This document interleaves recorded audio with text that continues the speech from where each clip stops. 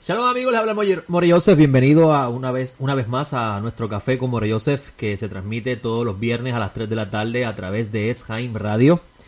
Para mí es un gusto estar con ustedes como de costumbre, los viernes a las 3 de la tarde.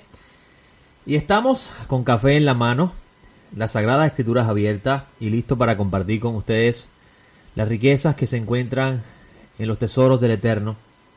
El testimonio que tenemos en los libros sagrados como aquello que nos da la certeza y la confianza de saber que el Dios de Abraham, Isaac y Jacob, el Dios de Israel, el Dios y Padre de nuestro Señor Yeshua el Mesías, cumplirá las cosas que Él dijo desde un principio que hará en la revelación de la Sagrada Escritura y lo que confirmó a través de los profetas y el Maestro Nazaret, que es el Mashiach.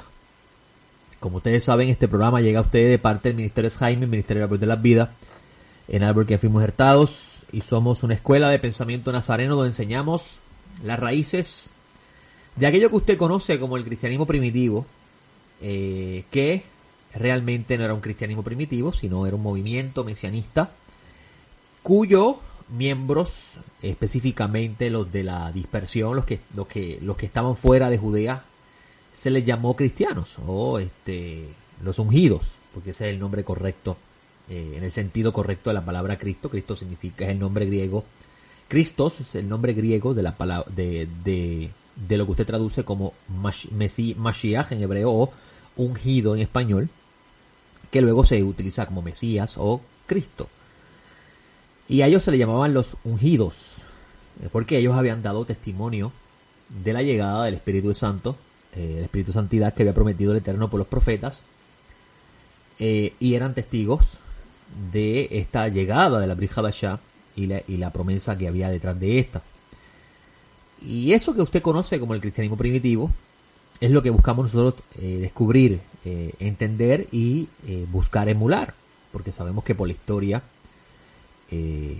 por cosas que obviamente no podemos hablar aquí por razón del tiempo, sabemos que el cristianismo que se enseña hoy en los púlpitos o de cierta forma aún la práctica tradicional que tiene su origen con el nacimiento de la religión universal, que es lo que significa católico, o el protestantismo, no se parece en lo más mínimo a aquello que en un principio enseñaron o se dio a conocer a través de los escritos apostólicos o nazarenos. Y eso es lo que buscamos nosotros como discípulos del Maestro Nazaret, restaurar esa fe original y ayudar a otros a regresar a ese camino, para que así entonces podamos prepararnos para la llegada del Mesías, como está escrito en la Sagrada Escritura. Como ustedes saben, estamos en una semana importante en lo que respecta a la tradición bíblica, y digo la tradición bíblica porque pues ya usted ha escuchado en varios programas que hemos hablado de cómo estamos siguiendo un calendario que nace después de la destrucción del templo, un calendario que está estructurado y fijado de acuerdo a un hombre llamado Hillel II, que tiene su origen a la misma vez en un periodo del tiempo donde el judaísmo como religión predominante, es decir, el judaísmo rabínico, que es si así se puede decir, son los herederos de los fariseos, comienzan a establecer este sistema para poder sobrevivir en la realidad del exilio. Y entendiendo esto es que nosotros pues entendemos que estamos pues siguiendo el calendario de esta tradición y nos ayuda un poco a entender los planes del Eterno, el diseño inteligente de Dios. Nosotros en Esheim hemos tomado una posición muy importante, y es que vamos a fundamentar nuestra dirección como organización que sigue el movimiento mesianista de Yeshua. Hemos decidido, cuando digo hemos decidido me refiero al ministerio y este servidor que está hoy con ustedes, hemos decidido seguir la ordenanza de los apóstoles, de los Shaliach del Mesías. Shaliach en español es apóstol, que viene del griego apóstolos, son enviados. Siguiendo los embajadores y enviados del Mesías, vamos a seguir nosotros este legado que ellos nos dejaron, para así poder manifestar nuestro juramento de alianza al Maestro Nazaret, y pues eso nos trae a nosotros llevarnos a nosotros a una obligación importante, y es darle a conocer a usted las cosas primero de su contexto histórico y su eventual desarrollo. Y eso lo hemos hablado hace varias semanas y lo seguiremos mencionando, porque si usted no está escuchando, pues es importante que sepa esa información. Tenemos una página web, www.esjain.com. En esa página web tenemos ya abierto ciertas secciones que hemos creado. Hay una sección que se llama Sombra de lo que ha de venir. Esa sección se concentra en traer las enseñanzas que hemos ya preparado con respecto a las solemnidades, y le hemos llamado Sombra de lo que ha de venir porque hemos entendido por el testimonio de los discípulos que nosotros, en la realidad que nos encontramos hoy, no nos es posible observar las convocaciones como que están establecidas en la Torá. Y entendiendo eso, hemos entendido que ellas son sombra de lo que ha de venir, siguiendo el ejemplo de Shaul de Tarso, de Pablo de Tarso. Y comprendiendo eso es que estamos abriendo esa sección donde va a haber una enseñanza, por ejemplo, que habla de Yom Kippur y la Brit Hadashah, una enseñanza muy importante en esjain.com, una enseñanza que di el lunes pasado, no este lunes que pasó, sino el anterior, el lunes donde el calendario de Gilead celebra Yom Kippur, donde explico cómo nosotros, los que hemos jurado lealtad bajo la Brit Hadashah al Mesías, tenemos que mirar el día de Yom Kippur, y cómo bíblicamente hablando no se puede observar Yom Kippur, porque Yom Kippur no giraba alrededor de lo que iba a hacer el pueblo, sino lo que hacía el sacerdote. Hoy en día se enseña que Yom Kippur todos tenemos que ayunar para conseguir el perdón de Dios. Incluso dentro del movimiento de las raíces hebreas y judaísmo mesiánico se enseña que Yeshua se para en Yom Kippur a hacer el servicio de expiación, cuando los nazarenos dijeron que ya él lo hizo una vez y para siempre, es decir, que no lo vuelve a repetir ese servicio. De cierta forma tratando de reconciliar el pensamiento rabínico, desconociendo el origen de esto y faltos de comprensión, faltos de entendimiento, al no asimilar la idea de que para los rabinos el Mesías no ha llegado, por tanto ellos tienen una forma de ver las cosas bien diferente a como lo deben ver aquellos que deberían ver, sugiero yo, aquellos que creen que el Mesías se ha llegado. Y tuvimos la oportunidad de ver esa enseñanza, está en la página web esjain.com, y también tenemos 12 enseñanzas que giran alrededor de la fiesta de los tabernáculos, el primero y segundo día de Sukkot. Traté en la semana de poder grabar otras enseñanzas, pero la situación no me lo permitió, y habrá otro momento para entonces poder completarlo. Pero sí, mañana tendremos una tercera enseñanza de Sukkot por la mañana en nuestro acostumbrado estudios virtuales, que ya mismito voy a estar anunciando. Si usted quiere participar, cómo puede usted registrarse y participar. En esas dos enseñanzas que encuentra en la página web estamos hablando de la fiesta de los tabernáculos como dentro del fundamento de sombra de lo que ha de venir. En otras palabras, vamos a estar enseñando lo que la fiesta representa dentro de lo que los profetas hablaron. Con esto le decimos que nosotros no enseñamos la fiesta de cómo usted la va a observar hoy, cómo usted va a cumplir con el mandamiento hoy, porque sabemos que bíblicamente no se puede cumplir con el mandamiento y no se puede observar. Pero sí podemos, durante la semana, que es lo que hicimos en los primeros días, transmitirle a la audiencia qué es lo que nos espera, qué es lo que representa la fiesta de los tabernáculos en lo que respecta a lo que los profetas hablaron. Muchas personas dicen que las fiestas hablan del Mesías. Incluso esta semana habrá escuchado que Yeshua nació en Sukkot. Si usted quiere saber realmente si Yeshua nació en Sukkot de acuerdo a lo que los apóstoles del Mesías dejaron en herencia, lo que son los escritos, o si usted tiene que observar la fiesta como se enseña hoy en día, yo le invito a entrar a nuestra página web esjain.com y a la sección de sombra de lo que ha de venir, y allí va a encontrar la enseñanza muy importante, dos enseñanzas muy importantes, donde hablamos primeramente si el Mesías nació en Sukkot, como se enseña, y cómo la fiesta, al ser sombra lo que ha de venir, habla de cosas que están en los profetas. Y mañana, con el favor del cielo, vamos a estar dando la tercera parte, que va a ser transmitida a través de nuestro salón virtual de Eshaim, que es a través de la plataforma Zoom. Si usted desea estar presente, es libre de costo, nosotros no cobramos por enseñar. Entra a nuestra página web www.etzhaim.com. Etzhaim se escribe ETZJAIM, o puede ir a nuestro fanpage de Facebook y buscar nuestra página web, que está allí también escrita, y entra, y usted puede en el área de la Parashá en el Bet Midrash registrarse, y puede entonces mañana a las 10 de la mañana hora de Puerto Rico estar presente.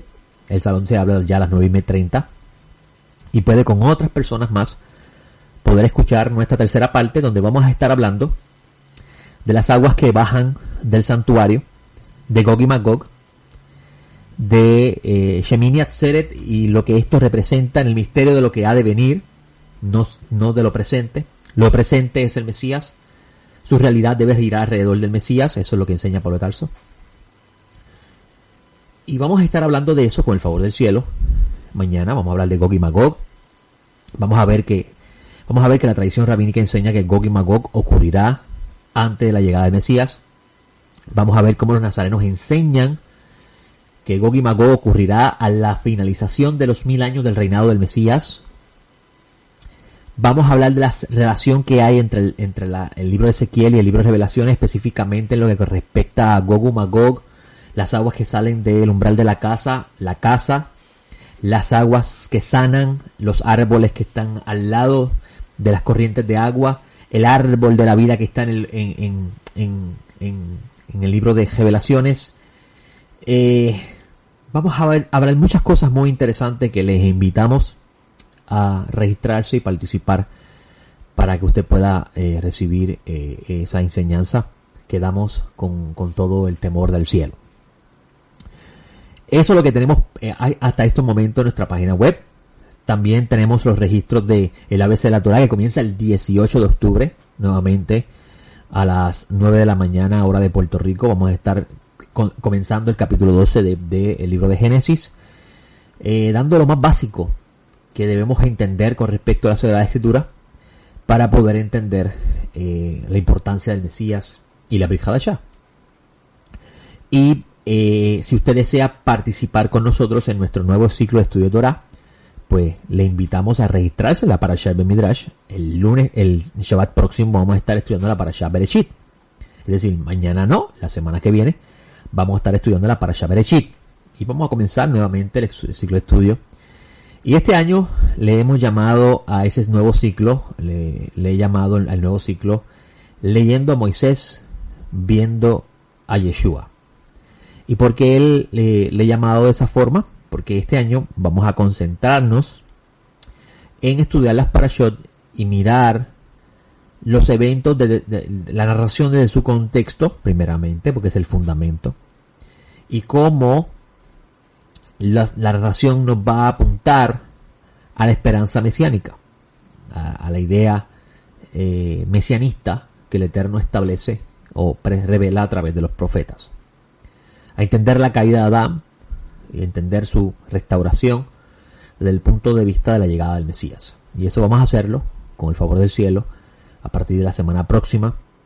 Y vamos a ver desde lo más básico el texto hasta lo más complejo el texto. Y eso es un lema que yo tenía, un tema que yo tenía en Teshuva TV cuando participaba con el hermano Rico en De lo Simple a lo Complejo, que todavía es un proyecto que sigue funcionando, solamente que lo utilizo en las parashot. Así que luego de esta introducción, entonces vamos a comenzar con el programa de hoy. Tomé 15 minutos, pero son anuncios importantes. Si esto no lo compartimos, pues no lo puede usted entonces conocer. Este programa se está grabando y debe estar en nuestro podcast de Eshaim. Si usted tiene un iPhone, usted puede buscar en el área del iPhone de podcast y puede encontrar El Camino del Nazareno. Si usted tiene Spotify, que es otra aplicación más, en Spotify lo puede encontrar. Y si tiene iVoox, en iVoox también lo puede encontrar, El Camino del Nazareno. Y en la página web, en la sección de podcast, puede encontrar también esta enseñanza, donde puedes entonces repetir la enseñanza. Obviamente no va a estar inmediatamente que se acabe el programa, pero haremos lo más posible para que esté disponible para que usted pueda repetirlo. Como ustedes saben, nos encontramos en el día que se conoce como Hoshana Rabbah, el último gran día. Y esto nos lleva a nosotros a leer el Evangelio de Juan. Evangelio muy importante por las múltiples, por el contenido múltiple que tiene, por la profundidad que el discípulo Juan presenta cuando escribe el mismo, y por el fundamento que él quiere presentar. Como dice este Evangelio, al finalizar el libro, él dice en el capítulo 20, versículo 30, hizo además Yeshua muchas otras señales en presencia de los discípulos, las cuales no están escritas en este rollo. Pero las que han sido escritas, pero estas han sido escritas, dice Juan, para que creáis que Yeshua es el ungido, para que creáis que Yeshua es el Mashiach, primeramente. Es decir, que cuando usted lee este Evangelio de Juan, él debe tomar en cuenta este versículo 31, donde él dice, esto yo lo escribí para que sepas, para que creas, para que comprendas que Yeshua es el Mashiach, el Hijo de Dios. Y esta expresión, el Mashiach y Hijo de Dios, son hermanos. ¿Por qué? Porque vas a ver en el libro de Segunda de Samuel, si la memoria no me falla, donde el Eterno hace un pacto con David. Y este pacto que hace con David, él dice, en ese pacto, si no me equivoco, el capítulo 7 de Segunda de Samuel, vamos a leerlo. Dice el capítulo 7, Segunda de Samuel 7, donde está hablando el Eterno a David a través del profeta Natán. Dice el versículo 12, cuando tus días sean cumplidos, se refiere a David, y duermas con tus padres, entonces levantaré a tu descendencia después de ti, el cual saldrá de tus entrañas y afirmaré su reino. Él edificará casa a mi nombre, yo afirmaré el trono de su reino para siempre. Yo le seré por padre, él me será por hijo. Cuando haga mal lo corregiré con vara de hombres y con azotes de hijos de hombres. Este versículo es importante porque el Eterno está haciendo un pacto con David donde le dice a David, tus hijos serán llamados mis hijos.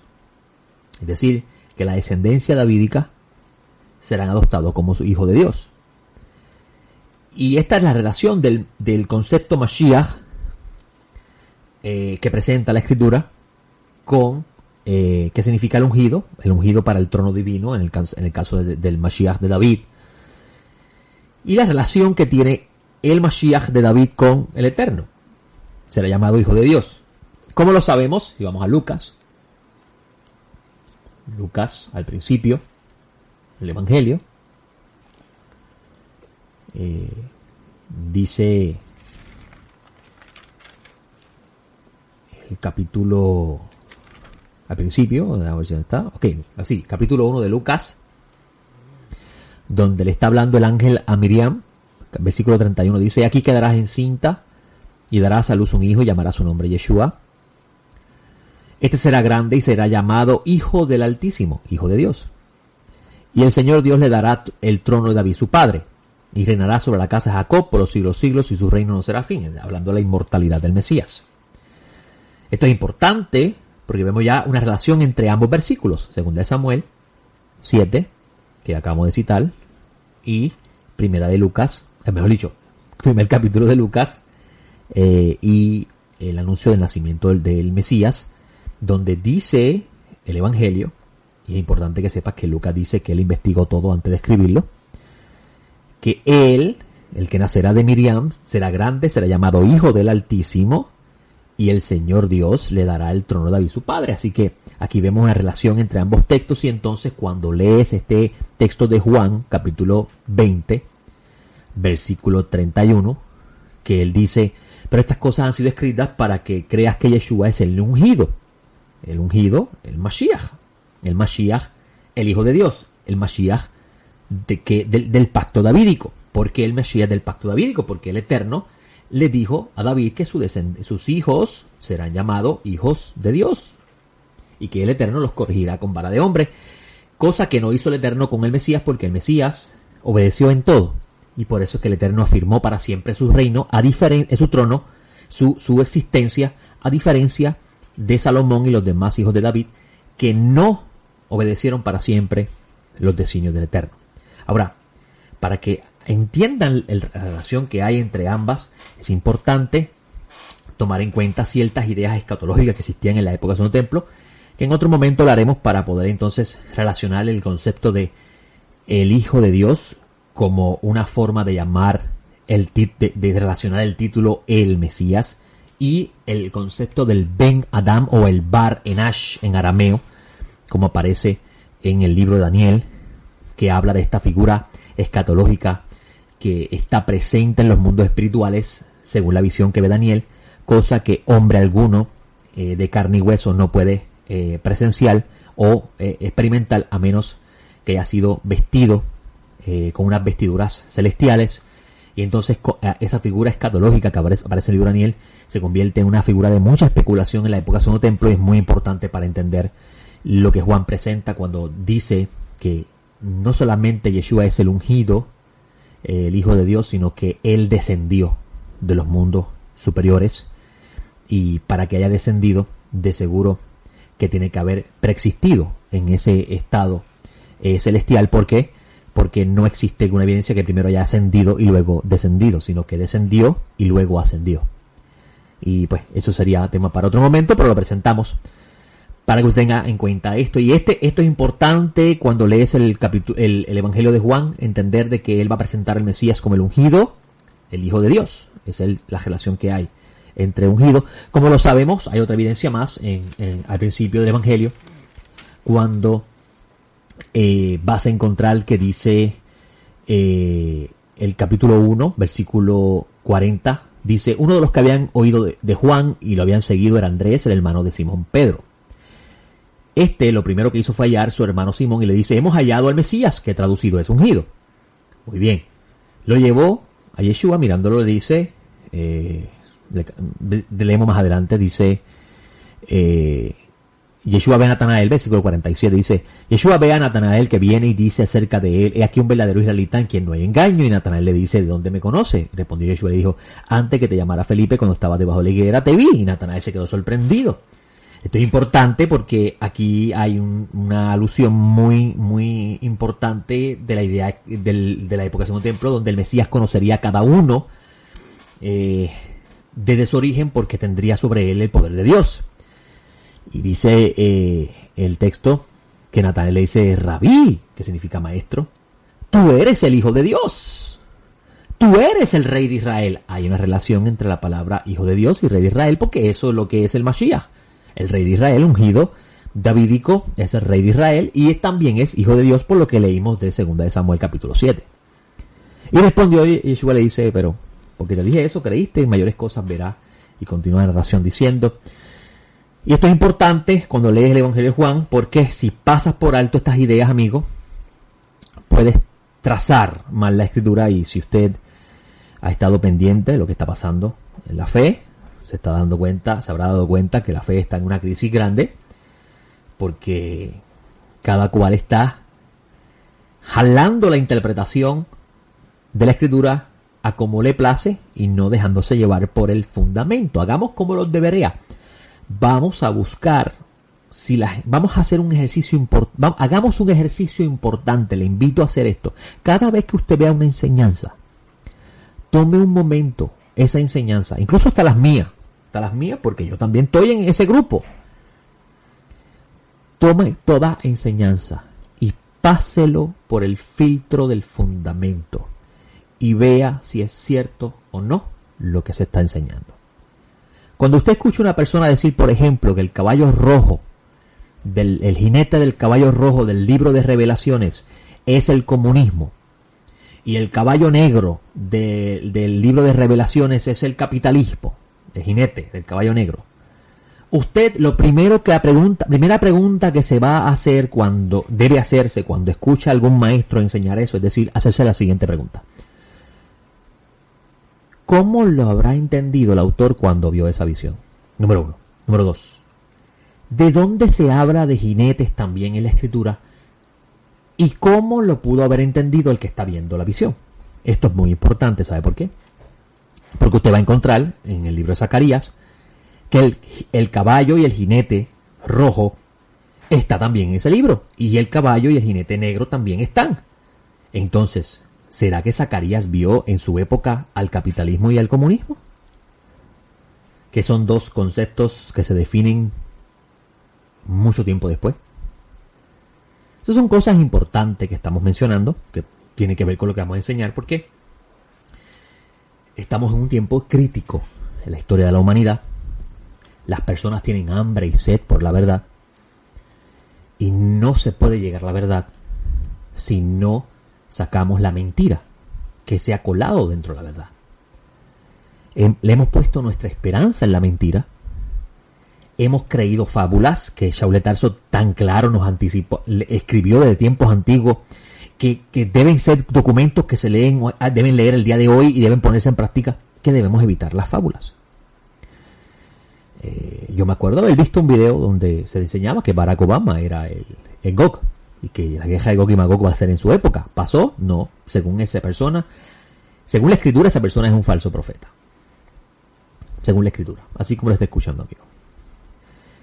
Tenemos que ir al fundamento, porque hay hambre y sed por la palabra, pero también hay mucha mentira dentro de las enseñanzas y necesitamos corregir antes de que nos trague este abismo de oscuridad que está rodeando el mundo. Las personas ya no saben qué creer, todo lo ponen en duda, y los datos lo dan por falso y los rumores lo dan por cierto, y eso es muy peligroso. Así que luego de esta breve introducción y de haber hablado un poco sobre la importancia de entender lo que vamos a estar presentando en el Evangelio de Juan dentro de su contexto, citando el capítulo 20, versículo 31, para entender la razón por la cual escribe el Evangelio y ver al principio lo que significaba estos conceptos a la luz del Tanaj. Vamos a hacer una pausa y cuando regresemos vamos a hablar de el último gran día a la luz de lo que habla el Tanaj y la esperanza mesiánica. Regresamos en breve. Estamos de regreso a nuestra segunda media hora. Estábamos hablando, o mejor dicho, le mencionamos que cuando regresáramos de la pausa íbamos a hablar entonces del último gran día, Hoshana Rabbah,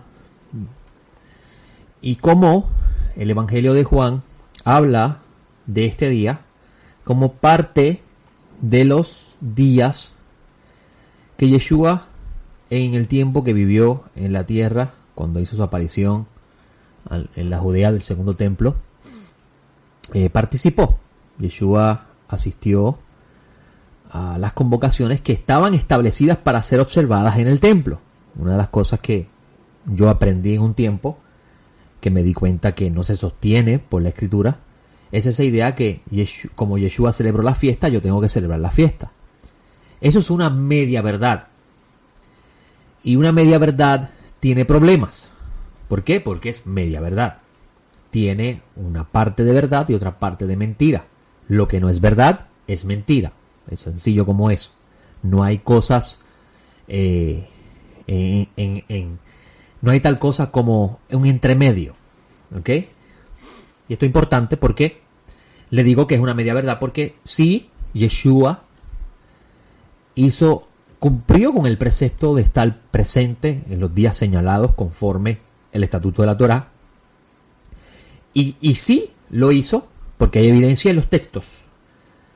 Pero decir que porque Yeshua observó la fiesta yo las tengo que observar es una media verdad. ¿Por qué? Porque Yeshua las observó, primero porque es un estatuto de la Torá, segundo porque están las cosas que tienen que estar presentes para que se puedan observar.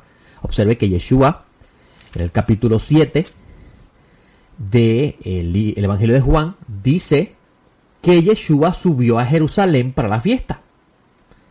No dice que se quedó en Galilea y observó la fiesta en Galilea.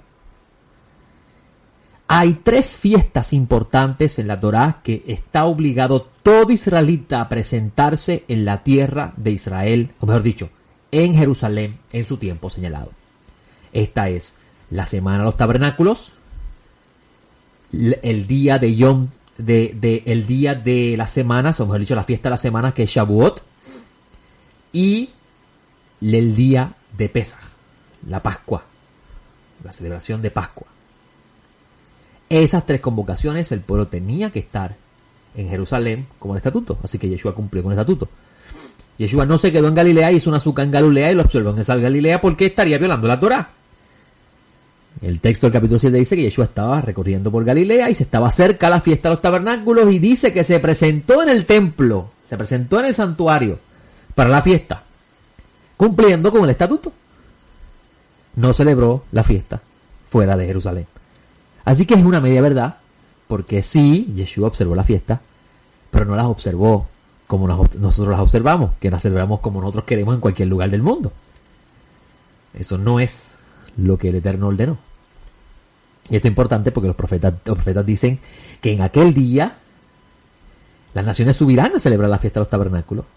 Israel estará en paz en la tierra, observando también la fiesta de los tabernáculos en Jerusalén. Subirán al monte de Jerusalén.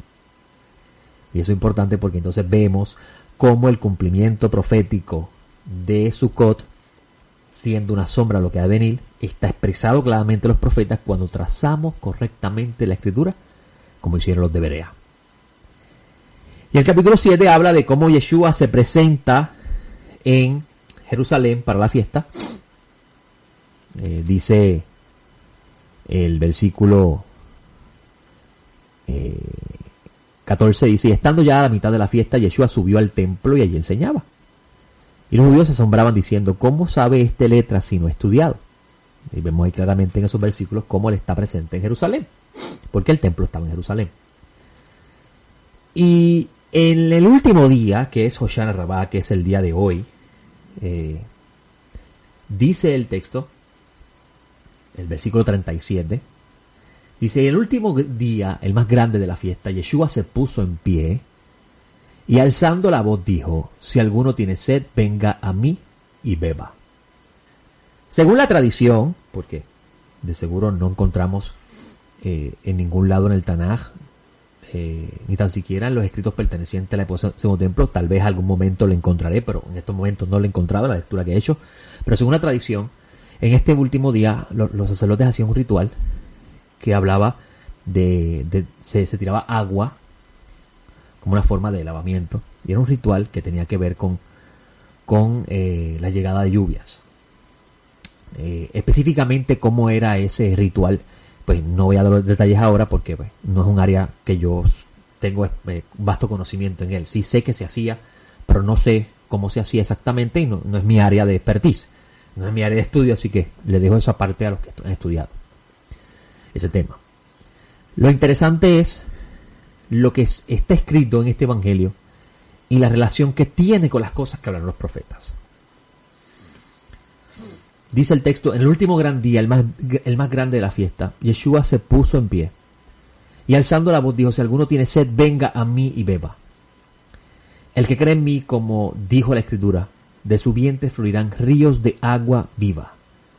Esto dijo acerca del Espíritu que iban a recibir los que creyeran en él, porque todavía no había Espíritu y Yeshua no había sido aún glorificado. ¿Qué relación tiene el Espíritu con las aguas y tener sed? Ahí es donde entra la pregunta, que es completamente válida. ¿Dónde dice la Escritura que de su vientre fluirán ríos de agua de vida? ¿Qué había creído, qué había entendido Yeshua, o qué hace Juan con la Escritura que apunta ahora, habla de esta realidad del Mesías dentro del Tanaj?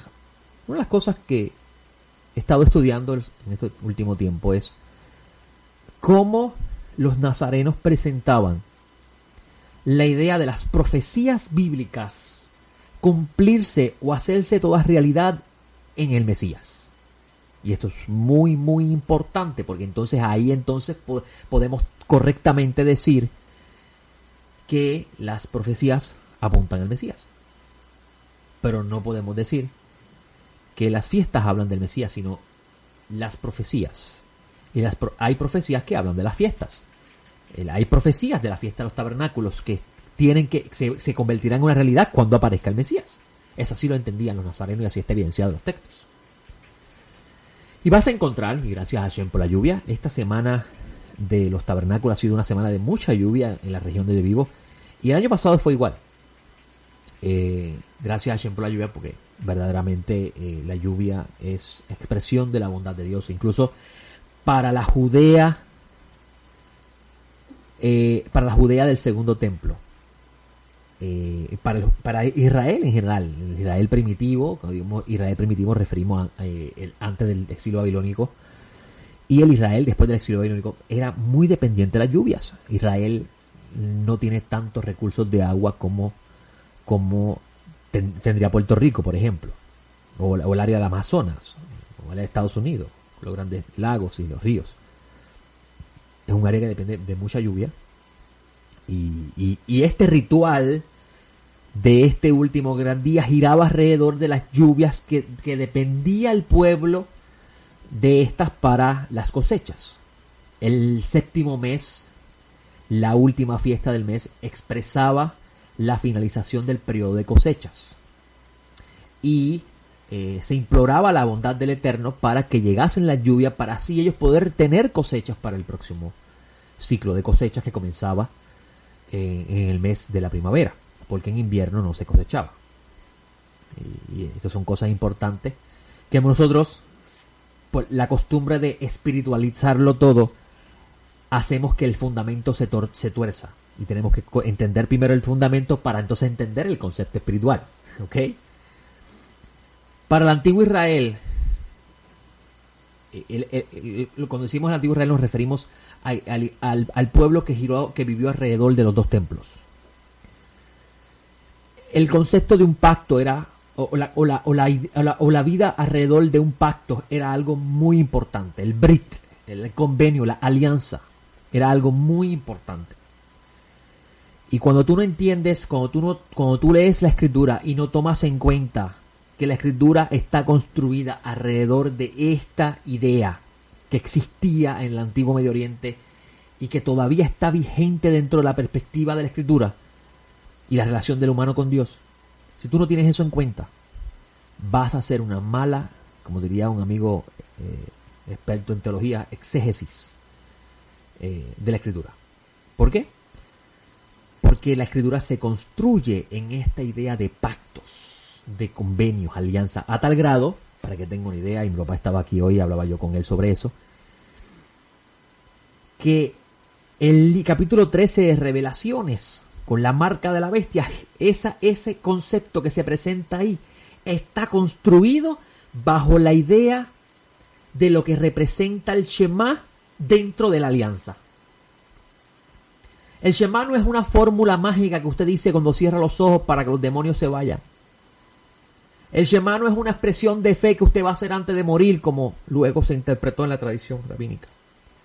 El Shema es la validación de esa alianza de lealtad que hace la persona con su Dios, en este caso el Dios de Israel, porque es el Shema de Israel.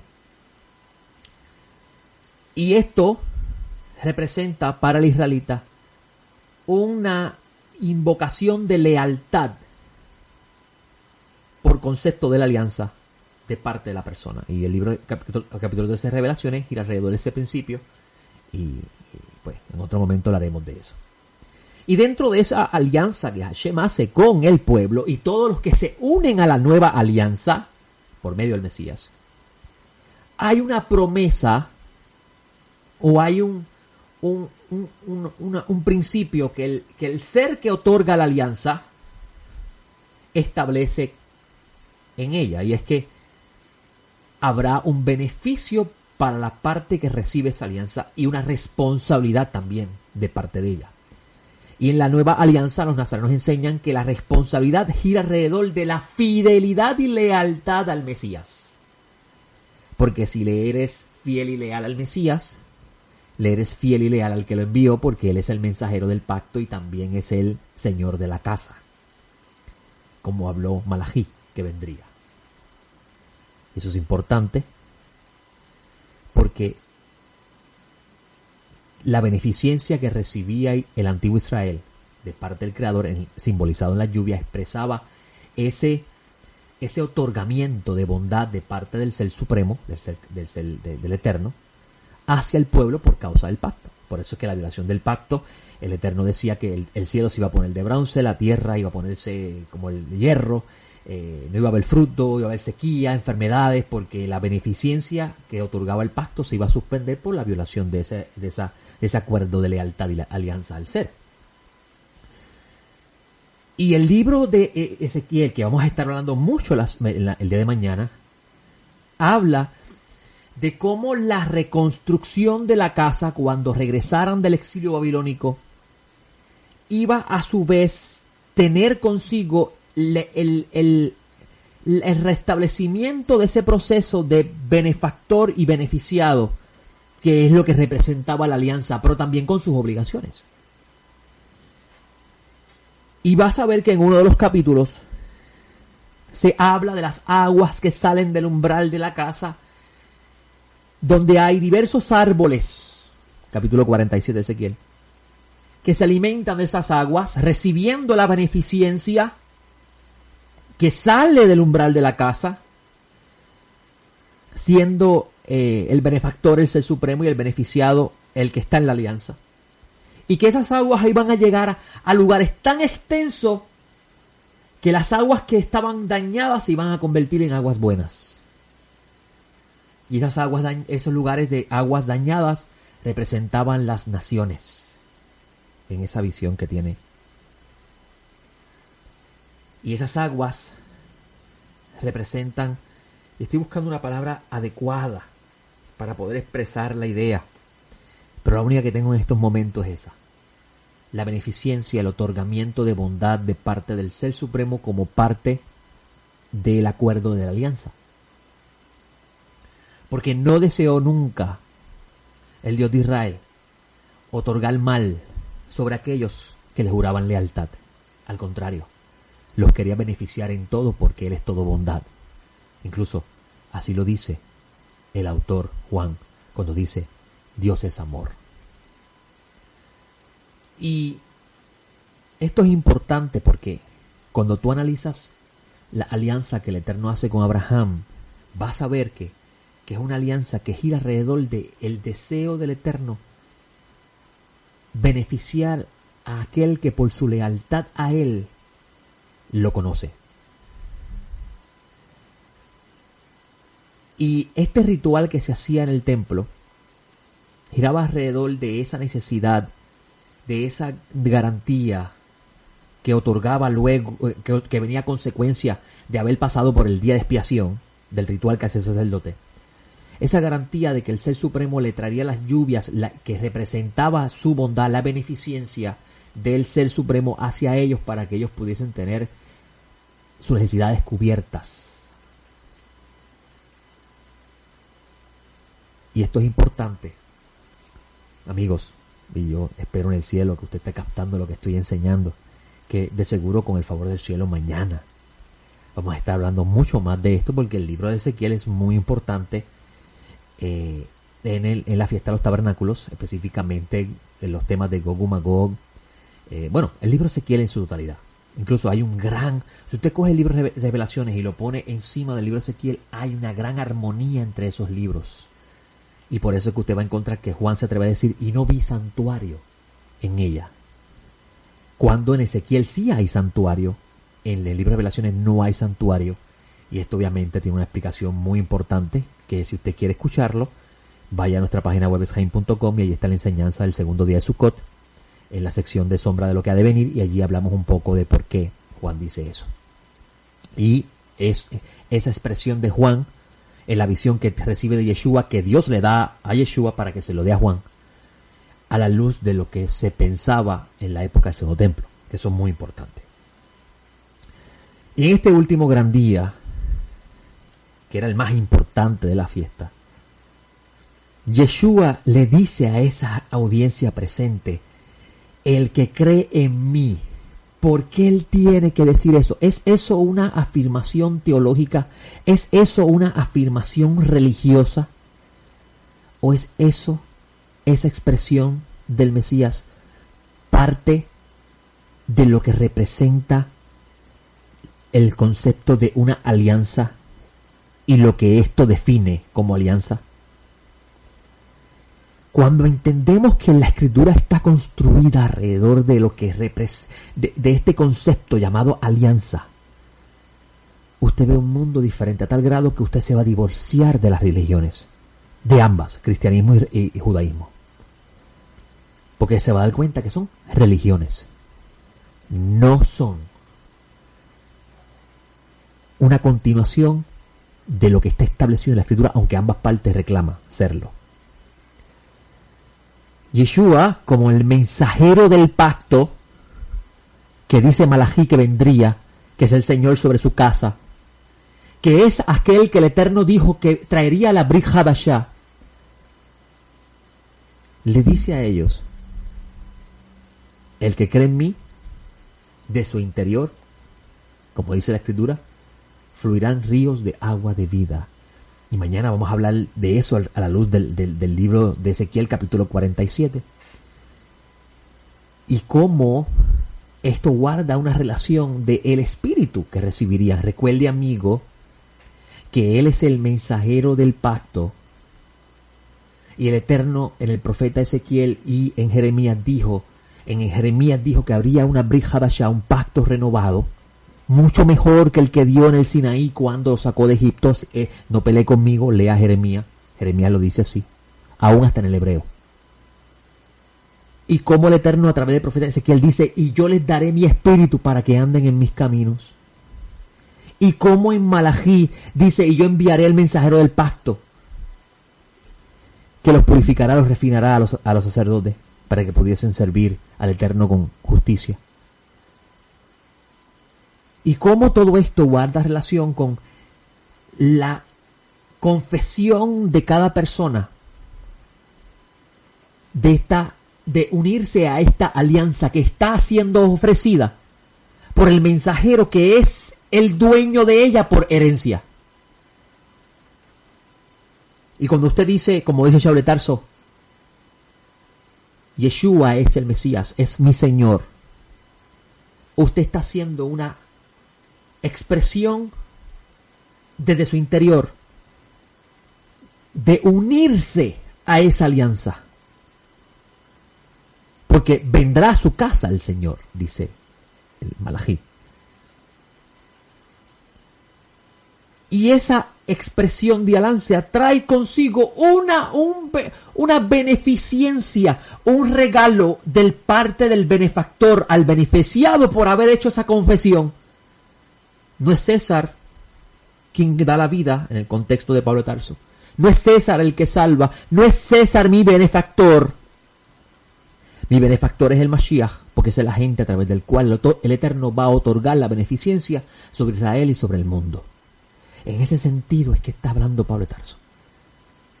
El capítulo 13 de Revelaciones habla de lo opuesto a esa alianza. Y cuando esa persona hace eso, recibe de parte del cielo el Espíritu que marca, que confirma, que manifiesta la realidad de esa Brit Hadashah. El Espíritu que dice, cuando lo recibes, que eres hijo, eres adoptado, parte de la familia, y fluye como aguas, como ríos de agua de vida. ¿Por qué? Porque cuando lees Ezequiel y ves qué hacen esas aguas donde quiera que tocan, capítulo 47, mañana con el favor del cielo vamos a hablar de eso. Cuando ves a dónde llegan esas aguas y tocan, usted va a encontrar el sentido de este capítulo este versículo que estamos leyendo. El último gran día expresaba la necesidad del pueblo tener la garantía de la beneficencia del Eterno. Y en ese último gran día el mensajero del pacto dice: el que cree en mí recibirá las aguas de vida, recibirán el Espíritu, que es la señal más clara de que Dios siempre estará contigo.